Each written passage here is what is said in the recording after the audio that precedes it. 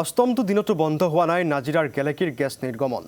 Gas নিৰ্গমন কৰিবলৈ ন কৌশল অৱলম্বন কৰিছে যদিও সফল হ'ব পৰা নাই ONGC কৰ্তৃপক্ষ। পশ্চিম গেলেকীৰ কেইবাটাও স্থানত পৰিত্যক্ত ৰিগৰ লগতে শংকু গগৈৰ চাহ বাগিচাতো নিৰ্গমন হৈ আছে গেছ। ধাৰাবাহিকভাৱে হৈ থকা গেছ নিৰ্গমনে ভাবুকি কঢ়িয়াই আনিছে অঞ্চলবাসীলৈ। ইতিমধ্যে নিৰ্গমনস্থলীত উপস্থিত হৈছে নাজিৰাৰ বিধায়ক ময়ূৰ বৰগোহাঁই। ধৰক ওলোৱা গেছটো ওলোৱা আপোনাৰ প্ৰায় 6-7 মাহমান হৈ গ'ল। যিহেতু নেকি এডোখৰত আমাৰ পথাৰ বাম পথাৰ আছিলে, গতিকে আমি গম পোৱা নাছিলোঁ।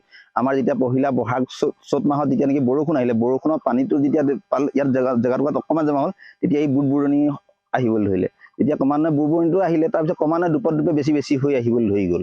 এইটো কি ওলাইছে এতিয়া আমি গম নাপাওঁ, কাৰণ কেলৈ আমি ইমান এইটো বিষয়ে জ্ঞান নাই।